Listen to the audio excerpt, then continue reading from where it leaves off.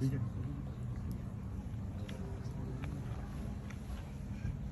آپ سے گفتگو کروں اس سے پہلے میری ایک گزارش یہ ہوگی کہ قرآن و حدیث سننے کے بھی آداب ہوتے ہیں. آپ کا آرام اپنی جگہ، آپ کی تھکاوٹ اپنی جگہ، قرآن کی حیثیت اپنی جگہ. سبحان اللہ. تو آپ لوگ تھوڑا سا قریب آ جائیں قرآن و حدیث سمجھنے کے لیے، تاکہ توجہ کے ساتھ بیٹھ سکیں. اور حلقہ یاراں ہوتا ہے تو فیض بھی اسی طرح بٹا کرتا ہے. تو یاروں کی طرح بیٹھے نا، ادب کے ساتھ حلقے کے اندر. ابتدائی طور پہ معذرت خواہ ہوں میں محترم سر طارق رضا صاحب سے کہ میں اوپر ہوں اور یہ میرے پورے گھرانے کے استاد ہیں. دوسری طرف میں معذرت خواہ ہوں ڈاکٹر شاہی صاحب سے، میرے بھی استاد ہیں. محفل کے تقاضوں کے لیے مجھے اوپر بیٹھنا پڑا. میری اس بے ادبی کو آپ دونوں درگزر فرمائیں. الحمد للہ عالما قدیرا حیا قیوما دائما ابدا، والصلاة والسلام على الذي لا نبي بعده، والذي أرسل كافا ونذيرا وداعيا إلى الله بإذنه وسراجا منيرا. فأعوذ بالله من الشيطان الرجيم. بسم الله الرحمن الرحيم. وما أرسلناك إلا رحمة للعالمين. آمنت بالله صدق الله العظيم. إن الله وملائكته يصلون على النبي يا أيها الذين آمنوا صلوا عليه وسلموا تسليما. اللهم صل على محمد وعلى آله وصحبه وبارك وسلم. الہام کی رمجھم کہیں بخشش کی گھٹا ہے. الہام کی رمجھم کہیں بخشش کی گھٹا ہے. یہ سر طارق کا گھر ہے کہ مدینے کی فضا ہے. سبحان اللہ. غلام آقا کے تذکرے کر رہے ہیں. وہی ماحول ہے نا جہاں بیٹھ کر اصحاب یہی کہا کرتے تھے کہ بس حضور آپ ہی ہیں. ایمان ملا ان کے صدقے، قرآن ملا ان کے صدقے، رحمان ملا ان کے صدقے. وہ کیا ہے جو ہم نے پایا نہیں. تو الہام کی رمجھم کہیں بخشش کی گھٹا ہے. یہ دل کا نگر ہے کہ مدینے کی فضا ہے. اور آیات کی جھرمٹ میں تیرے نام کی مسند. ان آیات قرآن کی جھرمٹ میں تیرے نام کی مسند لفظوں کی انگوٹھی پہ نگینہ سا جڑا ہے. اور بخشش تیرے ابرو کی طرف دیکھ رہی ہے. بخشش تیرے ابرو کی طرف دیکھ رہی ہے. اور محسن تیرے دربار میں چپ چاپ کھڑا ہے. تیرے دربار میں چپ چاپ کھڑا ہے. اور میرے آقا مثل بچپن و جوانی کی بتائے ماہ و سال. میرے آقا صدیوں سے غلامی کا یہ رشتہ ہے بحال. اب بڑھاپے میں خدا را ہمیں یوں در سے نہ ٹال. جھڑکیاں کھائیں کہاں چھوڑ کے صدقہ تیرا. تیرے طلبوں پہ جو ہیں غیر کا منہ کیا دیکھیں. کون نظروں پہ چڑھے دیکھ کے تلوا تیرا. کون نظروں پہ چڑھے دیکھ کے تلوا تیرا. اللہ کا فضل و احسان ہے کہ اللہ رب کریم نے اس مقدس اور پاک محفل میں مجھے اور آپ کو شرکت کی توفیق بخشی ہے. میں بس یوں ہی تو نہیں آ گیا ہوں محفل میں. میں بس یوں ہی تو نہیں آ گیا ہوں محفل میں. کسی کا اذن ہوا ہے تو حاضری ہوئی ہے. کہیں سے اذن ہوا ہے تو حاضری ہوئی ہے. یہ بن بلائے کے سودے نہیں ہیں. میں اور آپ ہماری اوقات کوئی نہیں. اپنی تقریب میں ہم غیر کو نہیں بلاتے تو جس کے محبوب کا ذکر ہے وہ کسی اور کو کیسے بلاتے. چھوٹا اختیار رکھنے والا کسی غیر کو نہیں آنے دیتا. جو کل اختیار کا مالک ہے وہ غیروں کو نہیں اپنوں کو ہی اپنے در پہ بلاتا.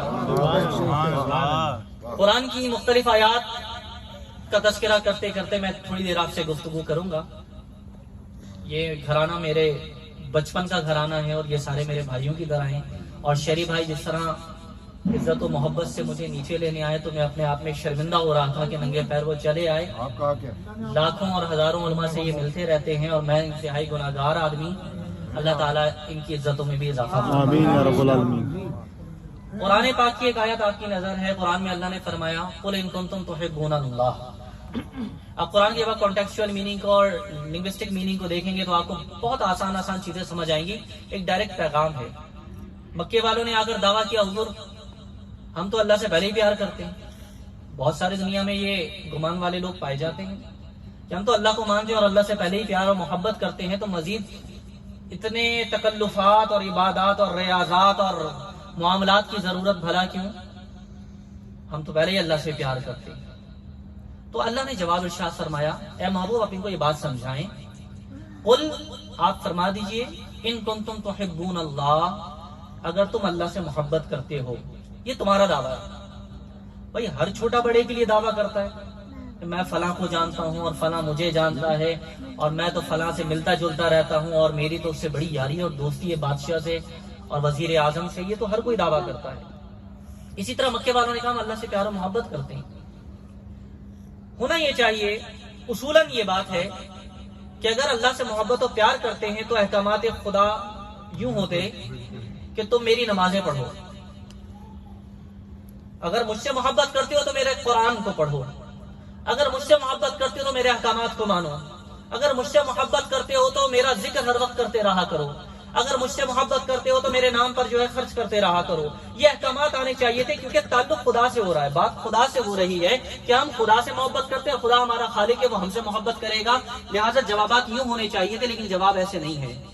قرآن کا انداز ہی مختلف ہے کیونکہ سارا کا سارا قرآن تو قصیدہ مصطفیٰ کا نام ہے. سبحان اللہ. سارا قرآن قصیدہ مصطفیٰ کا نام ہے. الف لام میم ان کی زلفوں سے شروع ہو کر والناس ان کے دندان مبارک کی چمک پر سی ختم ہو جاتا ہے.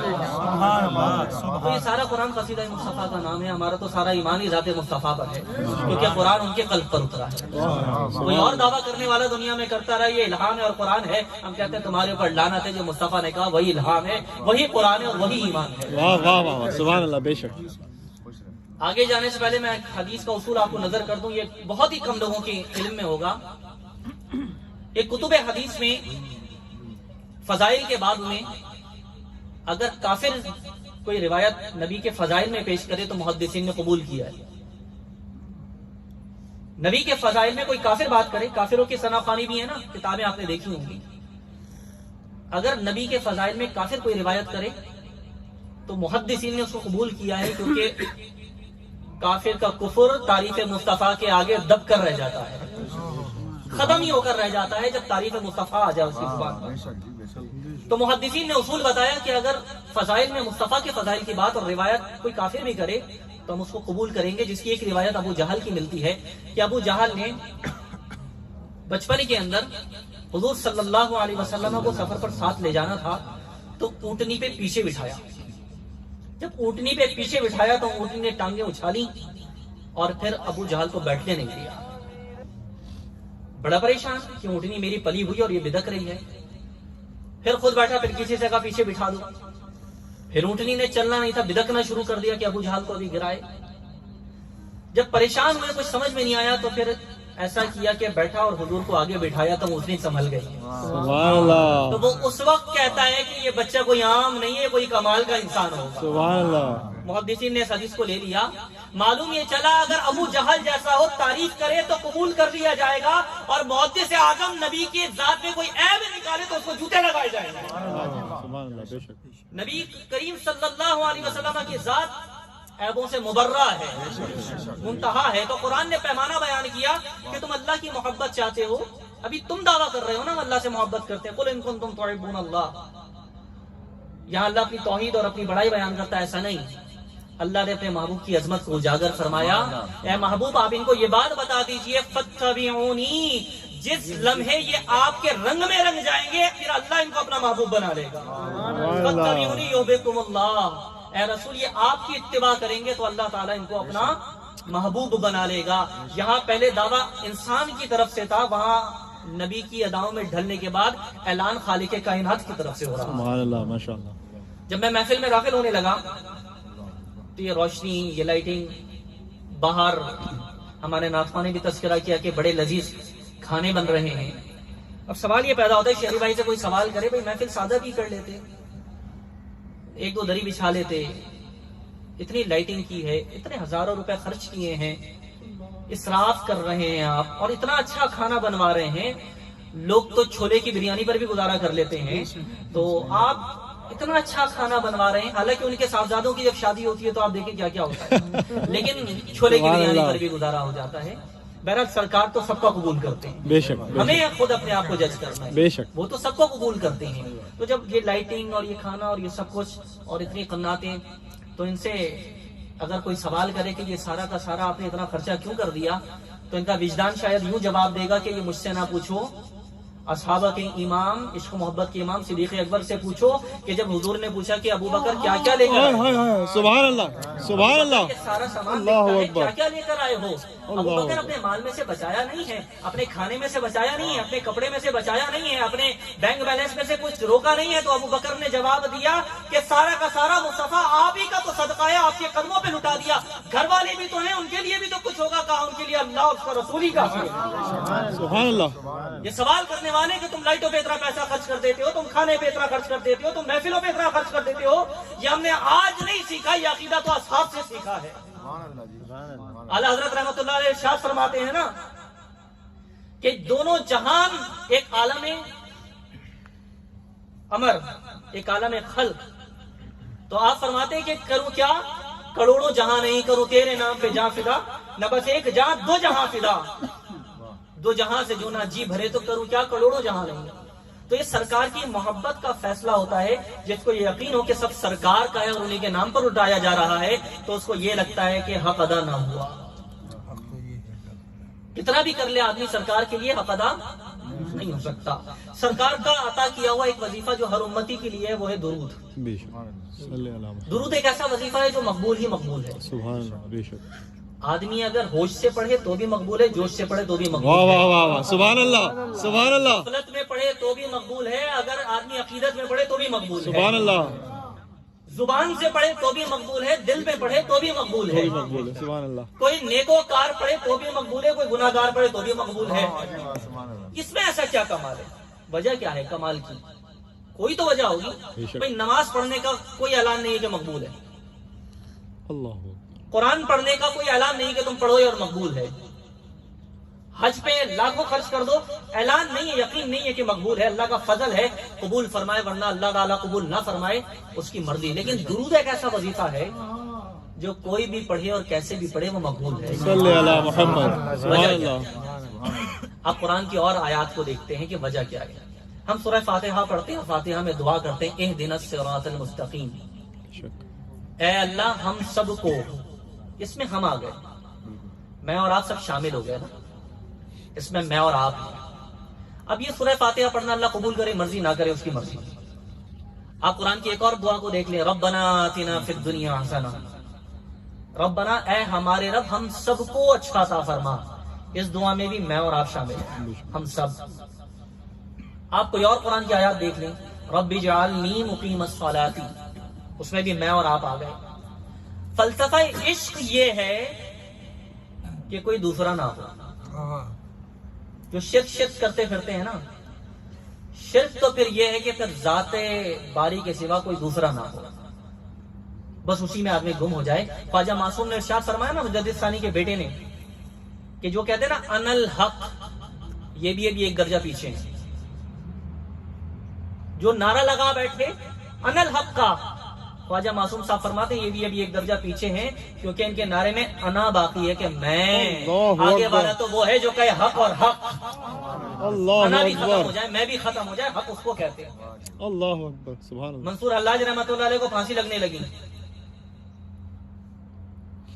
تو لوگوں نے آ کے سمجھایا۔ میں درود پہ واپس آؤں گا، جی جی آپ کو ماحول بتا رہا ہوں، چیزیں سمجھانا چاہتا ہوں، کیونکہ یہ وہ گھرانہ ہے مجھے پتا ہے شوقین لوگ بیٹھے ہوتے ہیں۔ سبحان اللہ منصور حلاج رحمۃ اللہ علیہ کو جب پھانسی کا حکم ہو گیا اسی انل حق کے نعرے کے اوپر، تو کچھ محبت کرنے والے مریدین ہوتے قریب آ گئے کہ حضرت پھانسی کے تختہ دار پر جا رہے ہیں، اور یہ وجاہت، یہ جلالت، یہ چہرے پر روشنی اور یہ خوشی کا عالم، ہم آپ سے گزارش کرتے ہیں جان کا سودا ہونے جا رہے، تھوڑا سا لچک دکھا دیں، کہہ دیں میرا یہ مطلب نہیں ہے، میں نے انل حق نہیں کہا، انکار کر دیں اس نعرے کا، تھوڑا سا رجوع کر لیں۔ تو آپ نے ارشاد فرمایا مجھے نام سے نہیں جانتے؟ لوگوں نے کہا جانتے ہیں، آپ کا نام حسین ہے۔ منصور حلاج لقب ہے، نام حسین ہے۔ آپ نے فرمایا اگر میں نے عشق و محبت کے راستے میں ذرا سا بھی جھول دکھایا تو میری وجہ سے حسین پر اعتراض نہ اٹھ جائے، لوگ یہ کہیں اگر غلام حسین ایسا ہے تو اصل حسین کیسا ہوگا؟ اگر غلام حسین ایسا ہے تو اللہ کے لیے محبت میں پھانسی پر جاتے ہوئے ڈگمگا نہیں رہا تو لوگوں کو یقین ہو جائے گا کہ وہ کربل والا حسین کے طرح استقامت والا ہوگا۔ سبحان اللہ، ماشاء اگر اللہ۔ میں ذرا سا ڈگمگا گیا تو اعتراض نہ پیدا ہو جائے، میرا نام حسین ہے کا اتنا زوم اپنے اوپر۔ آپ نے فرمایا معمولی استاد نہیں ہے میرا، اس میں استاد ابلیس ہے۔ لوگوں نے کہا اور پھنسا دیا، پہلے آنا لق، اب اس میں کہا ابلیس۔ کہا حضرت جانے سے پہلے یہ مسئلہ حل کر کے جائیں، ابلیس استاد کیسے ہو گیا؟ آپ نے فرمایا اللہ کے سامنے اس نے کیا کہا تھا؟ میں سجدہ نہیں کروں گا۔ حکم دیا گیا، اس نے انکار کر دیا، پھر پوچھا گیا تو بھی اس نے انکار کیا، کہا کہ میں آگ سے بنا اور یہ مٹی سے بنا ہے، پھر بھی تکبر دکھایا اس نے۔ کہا وہ باطل ہو کر خدا کے آگے ڈٹ سکتا ہے تو میں حق پر ہو کر لوگوں کے آگے کیوں نہیں ڈٹ سکتا؟ وہ باطل ہو کر خدا کے آگے ڈٹ گیا تو استقامت میں نے سبق اس سے سیکھا ہے کہ جب بندہ حق پر آ جائے تو پھر پیچھے نہ ہٹے۔ سبحان اللہ۔ تو مسئلہ کیا ہے؟ مسئلہ یہ ہے جب عشق و محبت کے میدان میں اترے تو پھر دوئی برداشت نہیں ہے، دوسرا نہ ہو۔ جتنی دعائیں قرآن کی ہم کرتے ہیں اس میں پہلے ہی اپنے لیے مانگتے ہیں یا اللہ مجھے جنت عطا فرما، یا اللہ ہمیں ہدایت عطا فرما۔ اور اللہ تعالیٰ کی محبت کا اصول یہ ہے کہ جب نہ آپ ہو نہ میں ہوں، نہ کوئی ہو، نہ امیر ہو نہ غریب ہو، ہر دعا میں ایک دوسرے کو ہم شامل کر لیتے ہیں، لیکن درود کی ابتدا ہی ایسی ہوتی ہے کہ اللہم صلی علی محمد، اے اللہ اپنے حبیب پر رحمت نازل فرما۔ اس میں میں اور آپ کہیں نہیں ہیں، ایک محب اور ایک محبوب ہے، اس میں میں اور آپ کوئی نہیں ہے، یکتائی کا دعویٰ ہے کہ اللہ اپنے محبوب پر رحمت نازل فرما۔ جہاں آپ نے اپنے آپ کو مٹا دیا وہاں اللہ نے آپ کو بڑھا دیا۔ جب بندہ اپنے آپ کو مٹا دیتا ہے، ختم کر دیتا ہے، بیچ سے ہٹا دیتا ہے، تو یہ درود کا راز ہے کہ بندہ اللہ سے التجا کرتا ہے اپنے حبیب پر درود اور رحمت نازل فرما۔ تو رب کائنات یوں بندوں کو اشارہ فرماتا ہے کہ یہ آج سے نہیں ہے جو تم کہو کہ رحمت نازل فرما، یہ تو ابد سے چلا آ رہا ہے۔ ان اللہ و ملائکتہ یصلون علی النبی، ہمیشہ سے چلا آ رہا ہے اور ہمیشہ تک اللہ اپنے محبوب پر درود رحمت نازل کرتا رہے گا۔ ان کے صدقے ہمیں فیض مل جاتا ہے، ان کے صدقے ہمیں رحمتیں مل جاتی ہیں۔ جب بندہ اپنے آپ کو بیچ سے ہٹا دیتا ہے تو وہ درود مقبول ہو جاتا ہے۔ سبحان اللہ۔ تو عبادتوں کی قبولیت اور درود کی قبولیت کی وجہ یہ ہے کہ ہم اپنے آپ کو فنا کر دیں، میں مٹا دیں، اپنے وجود کو ختم کر دیں، اللہ اور اس کے رسول کے احکامات اور محبت میں ضم کر دیں اپنے آپ کو، وہاں سے مقبولیت کی ابتدا شروع ہوتی ہے۔ قرآن کی ایک اور آیت آپ کی نظر کروں، قرآن میں اللہ نے ارشاد فرمایا وَلَسَوْفَ يُعْطِيكَ رَبُّكَ فَتَرْضَىٰ، اللہ آپ کو عنقریب اتنا عطا کرے گا کہ آپ راضی ہوں گے۔ سبحان اللہ۔ اس آیت کا ترجمہ اور تشریح سے پہلے بخاری کی ایک حدیث اور مسلم کی ایک حدیث سن لیجیے۔ یہ میلاد کی محفل کو اس طرح سے جمع کر کے لوگوں کو بٹھانا، کیا یہ سنت ہے؟ کیا اصحاب نے کیا ہے؟ یہی سوال ہے نا کہ اصحاب نے کیا، اصحاب نے کیا ہے تو بھئی بہت ہی معتبر کام ہو جائے گا۔ ہم تو یہ کہتے ہیں کہ نبی کا تذکرہ اصحاب سے بہتر اور کس نے کیا ہے؟ سبحان اللہ، بے شک۔ اصحاب سے بہتر کون کرنے والا ہے؟ اور اصحاب میں بھی صنفان مصطفیٰ موجود تھے اور حضور منبر پر بٹھا کر خود سنا کرتے تھے۔ سبحان اللہ، ماشاء اللہ، بے شک۔ تو جو صنفانی اس وقت مقامی اور ہے، مسلم کی حدیث سنے آپ۔ میرے آقا حجرہ انور سے باہر تشریف فرما ہوئے، اصحاب ایسے حلقہ بنا کر بیٹھے ذکر کر رہے تھے، مسلم کی حدیث۔ ما جلسکم، کس چیز نے تم کو جمع کر دیا؟ کیوں بیٹھے ہو؟ کیوں مجلس اور محفل لگائی ہوئی ہے؟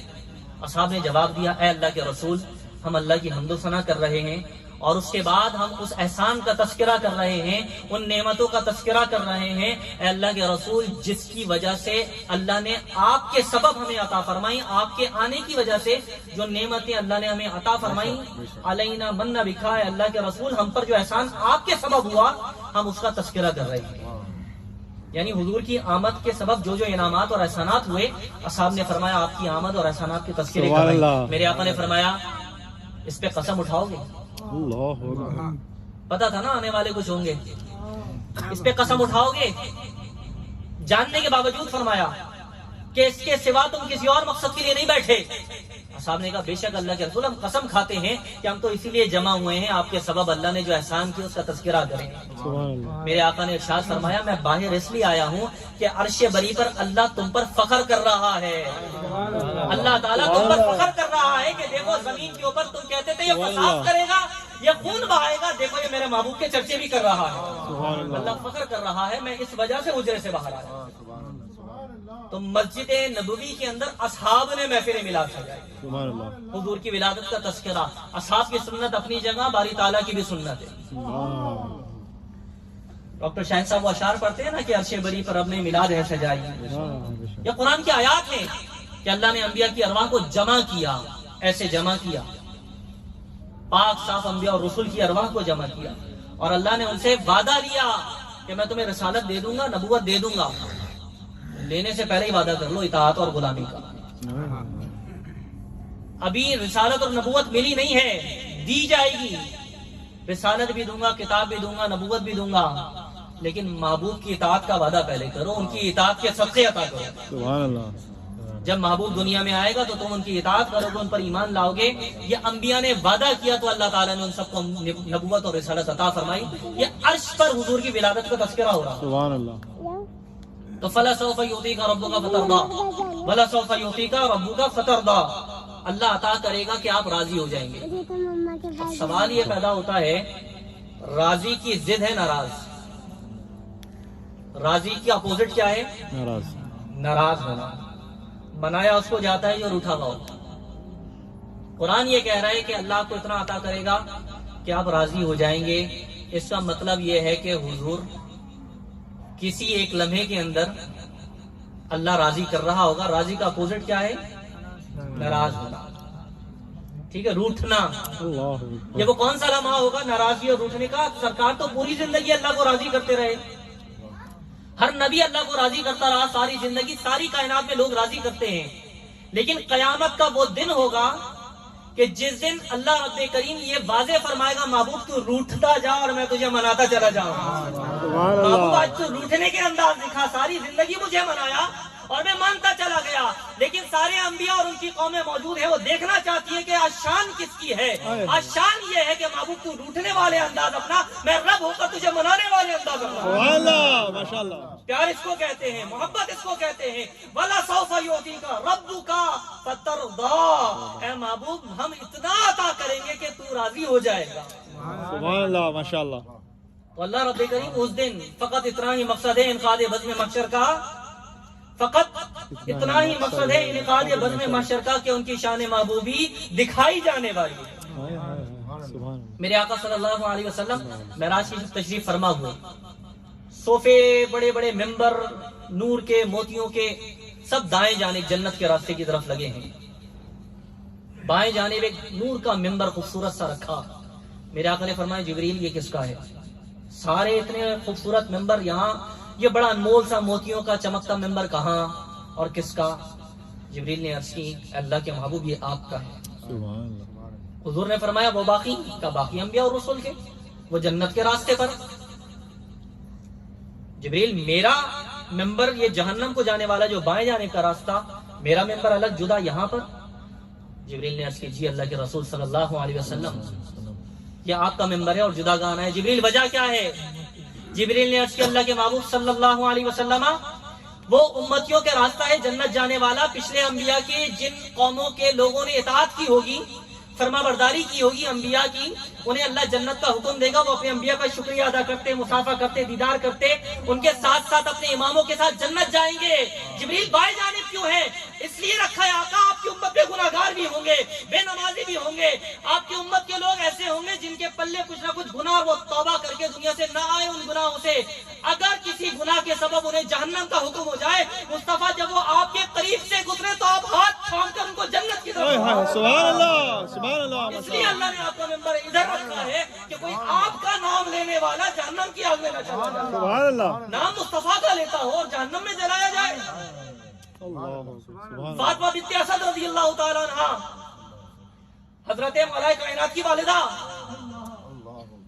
حضور کریم صلی اللہ علیہ وسلم نے فرمایا جس دن آپ کا وصال ہوا، فرمایا میں یہ سمجھا کہ آج میری ماں آمنہ کا وصال ہوا ہے. اللہ اکبر. یہ محبت تھی آپ کی. حضور کریم صلی اللہ علیہ وسلم خود قبر انور کے اندر لیٹے پہلے، پھر جب اتارا جسم اقدس کو تو حضور نے اپنا کرتا اتار کر پہنا دیا. اصحاب دیکھ رہے ہیں نبی کا کوئی عمل بغیر وجہ کے نہیں. حضور یہ کیا کیا آپ نے قبر انور میں لیٹے. اللہ کے محبوب صلی اللہ علیہ وسلم نے ارشاد فرمایا میں اس لیے لیٹا ہوں کہ اب کبھی اس قبر پر عذاب نازل نہیں ہوگا. جس کے جسم کو مٹی کے ذروں نے چند لمحوں کے لیے چوم لیا ہو، ہمیشہ کے لیے وہ جہنم سے اور عذاب سے آزاد ہو جائے، تو جو شب و روز ان کا نام جپتے ہوں، درود پڑھتے ہوں، ان کے وجود آزاد کیوں نہیں ہوئے؟ مٹی کے ذروں نے چند لمحے کے لیے بوسے لیے جسم اقدس کے، اور جو حضور کے نام کے بار بار بوسے لیتے ہوں، بار بار چومتے ہوں، ان کو بھلا کیا کہا حضور کرتا کیوں عطا فرمایا؟ محبوب خدا نے ارشاد فرمایا اس کے سبب اللہ نے جنت کا لباس پہنائے گا. بھائی کرتا بھی برکت دیتا ہے.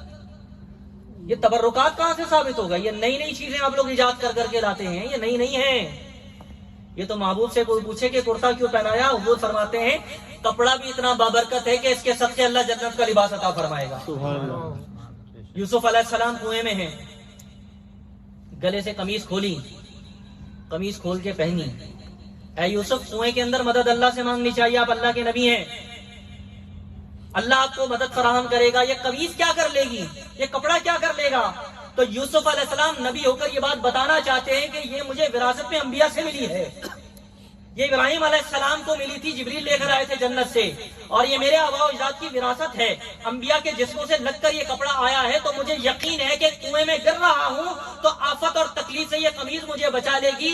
انہیں معلوم تھا کہ آنے والے لوگ ہوں گے جو تبرکات پہ اعتراض کریں گے، لہٰذا قمیض کو گلے سے نکال کر پہن لیا تاکہ اعتراض ختم ہو جائے. جو انبیاء اور بزرگوں سے چلتا آ رہا ہے اللہ اس میں برکت عطا کرتا ہے. سبحان اللہ. بے شک. یہ وہ قمیض تھی جو جنت سے عطا کی گئی تھی.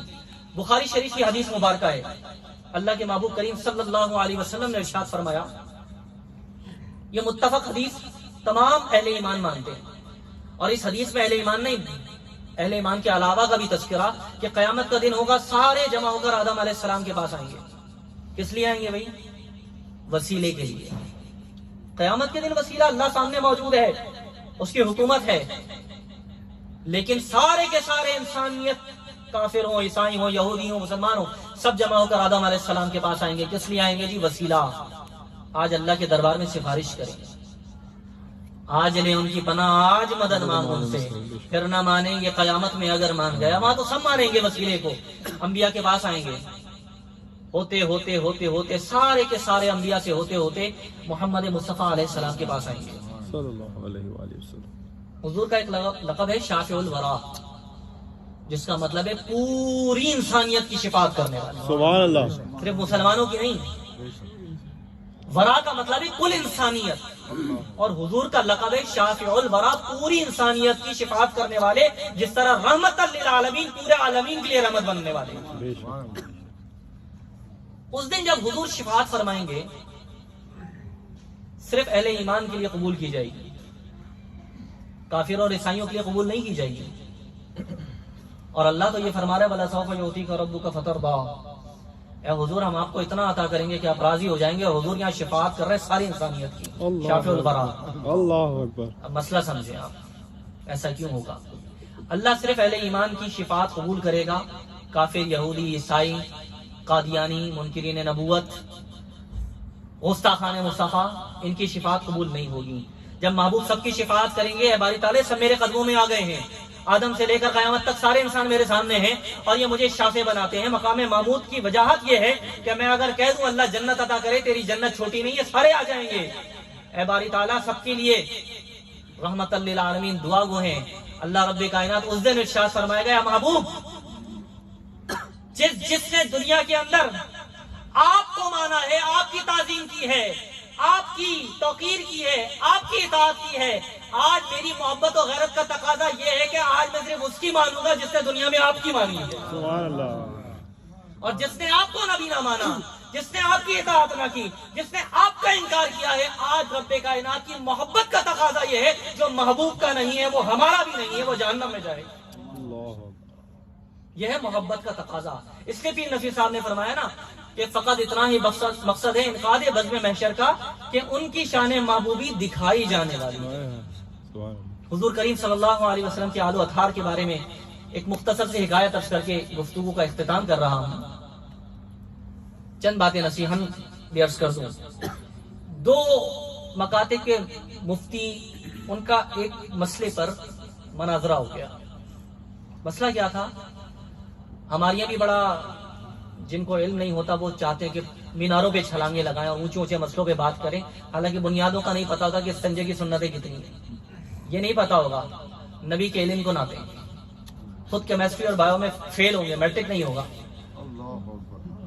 خود کو میٹرک نہیں پاس ہوگا، نبی کے علم کو ناپیں گے. اور ناپیں گے کس سے؟ نبی کی حدیث اور نبی کا قرآن پڑھ کر نبی کے علم کو ناپیں گے. تم عالم اور مفتی بنے ہو نبی کے فرمان پڑھ کر. اللہ جس کے اکبر فرمان پڑھ کے تمہیں مفتی کا لقب ملا ہے تم اس کے علم کو ناپنے چلے ہو. اللہ اکبر. یہ بھی کوئی معیار ہے عقل کا؟ وہاں تو صرف سر تسلیم خم، بعد از خدا بزرگ کوئی قصہ مختصر، بات نہیں آگے. مقابلہ کیا ہو گیا؟ مناظرہ کیا ہو گیا کہ حضور کے جو گھر والے ہیں، آباء و اجداد ہیں، انہوں نے تو کلمہ نہیں پڑھا اور وہ مسلمان کیسے اور وہ جنتی کیسے؟ اہل سنت کے مفتی صاحب نے کہا کہ اللہ کا اصول ہے، قانون ہے کہ اللہ رب کریم انبیاء کو پاک پشتوں سے پاک پشتوں میں منتقل کرتا ہے، اور نبی کریم صلی اللہ علیہ وسلم کے گھر والے، ماں باپ، آباء و اجداد یہ سب دور فطرت کے لوگ ہیں اور یہ سب جنتی ہیں، اہل ایمان ہیں. دونوں میں مناظرہ چھڑا. نے کہا اپنی دلیل دو، اپنی دلیل دو. دلیلیں بڑھ گئیں، وہ ادھر سے آیات لائیں، وہ ادھر سے حدیثیں لائیں. جب حل نہیں ہوا تو مفتی صاحب نے کہا بھائی تم نے چیلنج کیا تھا مناظرے کا کہ پبلک میں کرتے ہیں، میں قبول کرتا ہوں، لیکن ثالث جو ہوگا میری مرضی کا ہوگا، کیونکہ چیلنج تم نے کیا ہے تو فیصلہ کرنے والا میری مرضی کا ہوگا. کہا ٹھیک ہے، آپ بتائیں کون فیصلہ کرے گا؟ انہوں نے کہا کہ جی دودھ والا جو ہے نا وہ فیصلہ کرے گا. دوسرے مفتی نے کہا عجیب بات ہے، مسئلہ اتنا نازک ہے اور فیصلہ دودھ والا کرے گا. انہوں نے کہا میں تمہیں یہی سمجھانا چاہتا ہوں کہ مسئلہ کتنا نازک ہے اور فیصلہ کون کرے گا. اللہ اکبر. دودھ والا کرے گا، ثالث میری مرضی کا، مناظرے کا چیلنج تمہارا قبول ہے. کہا ٹھیک ہے. اعلان ہو گیا بھائی دونوں بڑے بڑے مفتی فلاں وقت صبح جب دودھ لینے آئیں گے تو مناظرہ ہو جائے گا. عجیب بات تھی کہ دودھ والا فیصلہ کرے. اچھا پہلے لوگ دودھ لینے جاتے تھے برتنوں میں، تو دودھ لینے کے لیے لائن لگی، سب برتن لے کر گئے، دونوں مفتیان حضرات آ گئے. وہ جو مخالف تھے اس بات کے کہ حضور کے گھر والے، آباء و اجداد اہل ایمان نہیں، وہ لائن میں کھڑے تھے، انہوں نے دودھ لیا. اب یہ مفتی صاحب اہل سنت کے اہل حق یہ آگے بڑھے تو دودھ والے نے دودھ دینے سے انکار کر دیا. اس نے کہا مفتی صاحب آپ کو آج دودھ نہیں دے سکتا. مفتی صاحب نے کہا بھائی کیا بات ہے، کیوں نہیں دے سکتے دودھ؟ میں تمہیں پیسے دیتا ہوں جیسے سارے پیسے دیتے ہیں، تمہارا کام ہے پیسے وصول کرنا اور دودھ دے دینا. میں تمہیں رقم دیتا ہوں جیسے ساری دنیا دیتی ہے، میں تمہیں رقم دے رہا ہوں تو مجھے دودھ دے دو. اس نے کہا مفتی صاحب بات صرف اتنی سی نہیں ہے، غیرت بھی کوئی چیز ہوتی ہے، حمیت بھی کوئی چیز ہوتی ہے، وفاداری بھی کسی چیز کا نام ہوتا ہے. بچپن سے ہم جوان ہو گئے، آپ سے قرآن پڑھتے رہے ہیں، ہمارے بچوں نے آپ سے دین کی تعلیم حاصل کی ہے، قرآن و حدیث سیکھا ہے. اگر میں نے آپ کو دودھ دے دیا تو یہ پورا محلہ میری جان کو آ جائے گا. مفتی صاحب نے کہا وجہ کیا ہے؟ کہا جو برتن آپ لے کر آئے ہیں برتن گندا ہے. جو برتن آپ لے کر آئے ہیں برتن ناپاک اور گندا ہے، اور آپ تو مفتی صاحب ہیں، آپ کو دودھ کے کاروبار کا نہیں پتا کہ ذرا سے بھی ناپاک برتن میں، گندے برتن میں پاک دودھ کو ڈال دیا جائے تو وہ پھٹ جاتا ہے، اس میں رہ نہیں سکتا. لیکن مجھے تو سالوں دودھ کا کاروبار کرتے ہو گئے، اگر آج میں نے جانتے بوجھتے گندے برتن میں دودھ ڈال دیا تو یہ سارا محلہ میرے گلے کو آ جائے گا کہ شرم نہیں آتی ہے. مفتی صاحب سے تم نے قرآن و حدیث سیکھا ہے، تمہارے بچوں نے پڑھا ہے، ان کو نہیں پتا، تمہیں تو شعور تھا کہ گندے برتن میں دودھ نہیں ڈالا جاتا. مفتی صاحب پیسے لینا مقصد نہیں ہے، کوئی شرم و حیا اور غیرت کا تقاضا ہوتا ہے. تو مفتی صاحب نے کہا لو میرے حق میں فیصلہ دے دیا دودھ والے نے. دوسرا مفتی کہنے لگا مناظرہ تو شروع نہیں ہوا، فیصلہ کیسے ہو گیا؟ کہا نادان، اگر دودھ والے کو، ان پڑھ کو یہ بات پتا ہے کہ گندے برتن میں پاک دودھ نہیں ڈالا جاتا تو رب کائنات کو نہیں پتا کہ گندے برتنوں میں پاک نور نہیں ڈالا جاتا. سبحان اللہ، سبحان اللہ. کیا دودھ والے کو یا علی، یا علی. کہا کہ جب دودھ والے کو ان پڑھ اور جاہل ہے، اس کو اتنا شعور اور پتا ہے کہ گندے برتن میں پاک دودھ نہیں رکھا جا سکتا، رکھا جائے گا تو پھٹ جائے گا، وہ خالق کائنات جس نے پوری کائنات بنا دی، اس کو نہیں پتا نبیوں کے امام کے نور کو کس کے بدن میں رکھا جائے گا، اس کو یہ بات نہیں پتا ہوگی۔ کہا میرے حق میں فیصلہ ہو گیا، یہ پاک پشتوں سے چلا آتا ہے اور پاک پشتوں میں منتقل ہوتا چلا جاتا ہے۔ سبحان اللہ، سبحان اللہ، ماشاء اللہ، ماشاء اللہ۔ جب کپڑے کی یہ شان ہے کہ حضور نے فرمایا میں نے اس لیے پہنایا کہ جنت کے لباس پہنائے جائیں گے، تو چادر تطہیر کی شان کیسی ہوگی؟ چادر تطہیر کی شان کیسی ہوگی کہ جس پہ اللہ کے حکم سے اہل بیت کو جمع کر دیا گیا، اور پھر مباہلہ مناظرے سے بھی آگے، اور پھر کیسی شان اللہ نے عطا کی۔ اختتام کر رہا ہوں، قیامت کا دن ہوگا، کسی دوسرے کو یہ شان نہیں ملے گی، میں آپ کو منفرد بات بتا رہا ہوں، کسی دوسرے کو یہ شان نہیں ملے گی۔ اس دن اللہ کا ایک حکم آئے گا، اللہ کی جانب سے ندا ہوگی، خدوا ابصارکم، اپنی نظریں جھکاؤ۔ کون جھکائے؟ گناہگار جھکائیں؟ کافر جھکائیں؟ بے ادب جھکائیں؟ نہیں، آج یہ ادب کا حکم ان کے لیے ہے جن کے ادب میں لوگ اپنی پلکیں بچھاتے رہے، آج وہ بھی گردنیں جھکائیں، آج وہ بھی آنکھیں جھکائیں۔ اے باری تعالیٰ، نیکوکار بھی، ہاں ولی بھی، غوث بھی، اصحاب بھی، انبیاء بھی، رسول بھی، ہاں آج سارے کے سارے آنکھیں جھکاؤ۔ اے باری تعالیٰ، آنکھیں جھکانا کافی ہوگا؟ نہیں نہیں، ذات ایسی ہے، آنکھوں کے ساتھ ساتھ اپنی گردنیں بھی جھکاؤ۔ اتنا ادب کس کا کہ انبیاء، رسول اور اصحاب اور اولیاء اور اقطاب اور اغیاث اپنی گردنیں اور اپنی آنکھیں جھکائیں۔ ہاں ہاں جھکاؤ، محمد کی بیٹی فاطمہ آ رہی ہے، میرے محبوب کی بیٹی لخت جگر، جس کے عدم میں مصطفیٰ کھڑے ہوتے رہے، جس کو مصطفیٰ بوسے دیتے رہے، جس کے ماتھے کو چومتے رہے، چادر تطہیر میں پناہ لینے والی فاطمہ آ رہی ہے۔ یہ شان اور عزت بھلا کسی دلیل سے لے آؤ، قیامت پہ کسی اور کو نہ ملے گی، صرف سیدہ کائنات فاطمہ الزہرا رضی اللہ تعالیٰ عنہا، ان کو یہ شان و اطرت و عزت مصطفیٰ کے صدقے عطا، جنہوں نے زندگی میں اپنے لباس کو، اپنے پردے کا اتنا خیال کیا، پھر اللہ ان کو ایسی عزتیں عطا کرتا۔ تو قرآن کا فیصلہ ہے، اللہ کا محبوب بننا ہے تو فاتبعونی، حضور کی اتباع، حضور کی اطاعت، سنتوں کی پیروی، نماز کی پابندی، والدین کے حق کو ادا کرنا، پڑوسی کے حقوق کا خیال کرنا۔ حضور سے فرمایا حضور فلاں صحابی کا جنازہ پڑھائیں، آپ نے فرمایا مقروض ہے، میں اس کا جنازہ نہیں پڑھاتا، یہ مقروض ہے، میں اس کا جنازہ نہیں پڑھاؤں گا۔ ایک صحابی کھڑے ہوئے، حضور ان کا قرض میں ادا کر دیتا ہوں۔ حضور نے فرمایا کر دیتا نہیں، ابھی دو، پھر میں اس کا جنازہ پڑھاؤں۔ ہم تو پیسے لینے کے بعد کہتے ہیں قرض حسنا، اللہ بس جب مانگے تو ہنسنا، دینا نہیں۔ قرض حسنا کا مطلب یہ نہیں ہے کہ قرض مانگنے والے کے سامنے بس ہنستے رہنا، دے دیا تو ختم۔ اگر موت آ گئی اس عالم کے اندر تو آپ سوچیں، نبی پاک نے جنازہ پڑھانے سے منع فرمایا۔ اللہ، امام تو پڑھا دے گا، مسجد کا مجبور ہوتا ہے کمیٹی کے ہاتھوں، لیکن کسی عاشق سے پوچھے ہوئے تو وہ کہے گا میں نبی کی سنت کو ادا کروں گا، پہلے قرض ادا کرو اس کا۔ ہم حقوق لے لے کے دنیا سے چلے جاتے ہیں لوگوں کے۔ قیامت کے دن اللہ کے محبوب فرماتے ہیں ایک ایسا دریا ہوگا جو آگ کا ہوگا، کچھ لوگوں کو اس میں ڈال دیا جائے گا، وہ باہر آئیں گے تو آگ کے بچھو اور جانور ان کو کاٹنے کو دوڑیں گے، وہ ان سے بچیں گے، واپس آگ کے دریا میں جائیں گے، رو کر کہیں گے اے رب اتنا اذیتناک عذاب ہمیں کہ نہ یہاں چین نہ وہاں چین۔ غیب سے ندا آئے گی تم زمین پر میرے بندوں کو اذیت دیتے تھے، یہ اس کا بدلہ ہے۔ اللہ اکبر، تم زمین پر میرے بندوں کو اذیت دیتے تھے، تکلیف دیتے تھے، یہ اس کا بدلہ ہے۔ تو اللہ کے بندوں کو کبھی دکھ نہ دیں، تکلیف نہ دیں۔ سرکار نے جیسے پیار کیا ہے، نثار کیا ہے، عطا کیا ہے، کرم کیا ہے، یہ سنتیں اپنا لیں۔ اللہ رب کریم سے دعا ہے خالق کائنات اسی طرح سرکار کا ذکر ساری زندگی کرتے رہنے کی ہم سب کو توفیق عطا فرمائے۔ وما علیہ الا البلاغ المبین۔